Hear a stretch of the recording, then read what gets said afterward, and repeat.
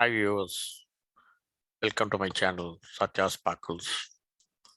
This segment is the part 2 of my capsule titled All That Glitters is Gold If Your Mind Believes So. The title for this segment is So, you want to get rid of all desires? Sorry. Why sorry?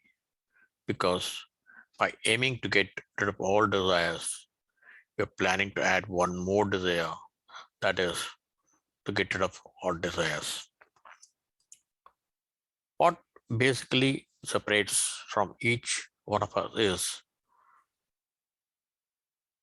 likes and dislikes, which are called raga and dvesha. In other words, attraction and repulsion, as described in Vedic scriptures. This is our childhood, our likes and dislikes have been arising almost on daily basis from our belief systems, which have deep roots in the process of conditioning or subliminal programming by people surrounding us.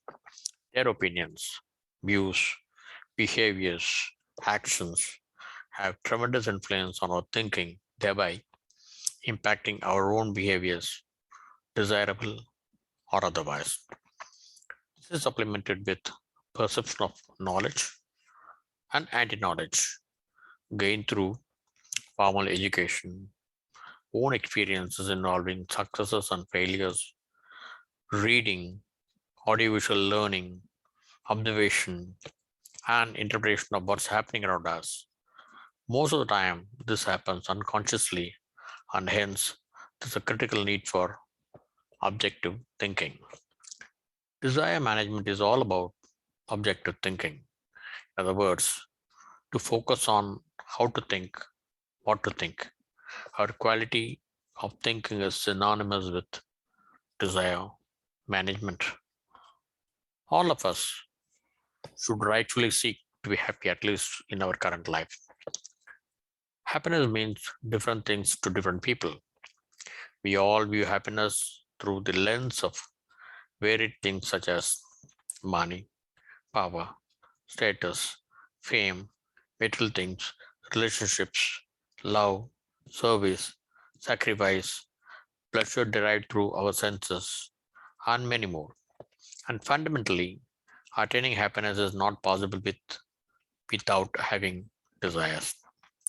So, desire is the very basis for our existence. Having said that, desire is the only mode through which we can aim to be happy.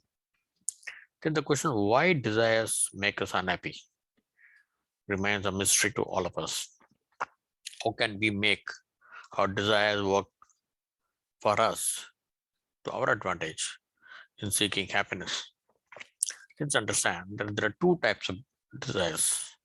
One is what we want to acquire and retain, and the other is what we want to get rid of, either temporarily or permanently.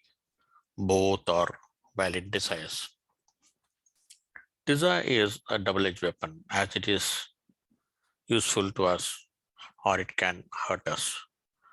What are the elements of desire that influence positively or negatively in our pursuit towards the journey of happiness? Let us explore further. The first element is quantum of desires. Our unconscious pattern tendency to rapidly multiply our desires, some of which may be unrealistic at short and very frequent intervals of time, is a sure recipe for disaster in our life. More the merrier is a misnomer here.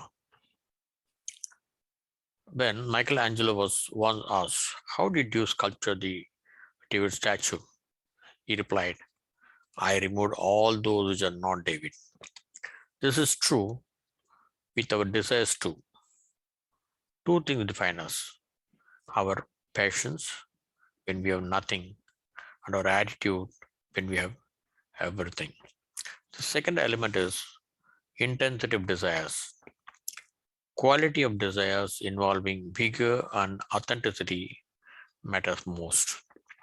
If our desires are anchored at unethical, immoral mindset and negative emotions, the outcomes will disappoint and frustrate one day or the other for sure. Negative emotions include inappropriate and misapplied expression of anger, jealousy, baseless fear, rage, and revenge, etc. Learning the art in being command of these emotions is vital in managing our desires. Human mind is like a drunken monkey bitten by a scorpion. Being passionate with our desires is fine, but obsession with a desire is a clear no, no. Be alert. The third element is conflicting desires. Do you want the cake and eat it too? In our lifetime, at times, one or more conflicting desires may arise simultaneously. Examples could be to be desiring for sleep and watch television at the same time, total dependence on luck, at the same time having high aspirations in life, etc. Be wise to recognize them and deal with conscious right choice. The fourth element is path of desires. A quote by unknown says, sometimes I feel like a semicolon. I don't know where I belong.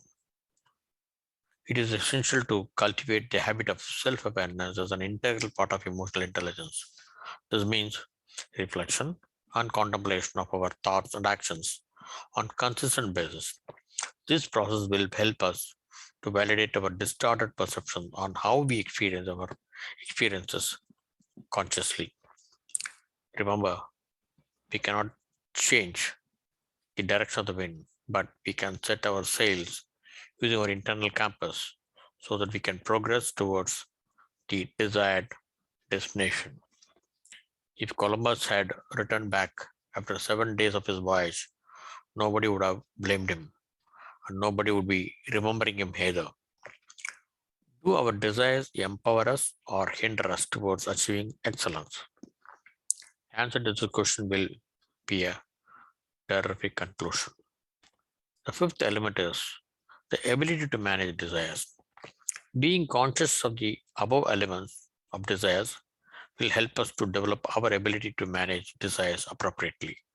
One important index could be to take a pause and introspect whether the origin of a particular desire is from a need or greed. All of us can, to some extent, understand what are our perceived needs, but the distinction between need and greed from one's own perspective may be very paper thin and many times very difficult even to distinguish. Flying in business class or economy class does not mean that the person traveling in business class will reach the destination faster. Whether we drive a luxury car or an economy car, the road will remain same for all of us. However, affordability, comfort, or status may be the key factors for one's decision to buy a luxury car. Is it an indicator of greed? Perhaps trying to live beyond means may be termed as greed. Then, what is the definition of greed? An interesting question. The answer lies in our own mind. A person was riding a horse and lost control over the speed of the horse, but was holding onto the neck of the horse. On the way, someone asked him, where are you going at this high speed? The man on the horse replied, ask this question to the horse. So, need is controllable if you make a honest attempt, but greed is not. It is not important to hold all the cards, rather good cards in life, but it is surely important how well you play the cards that you hold. So the bottom line is happiest people don't have the best of everything, but they just make the best of everything. One can try for a mental shift from living for happiness to living from happiness. As there is a saying, there is no way to happiness, and happiness is the way.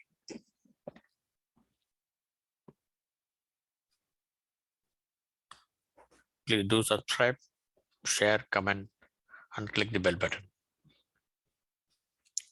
Thanks for watching. I'll revert with more videos soon. Until then, bye and take care. This is Satya signing off.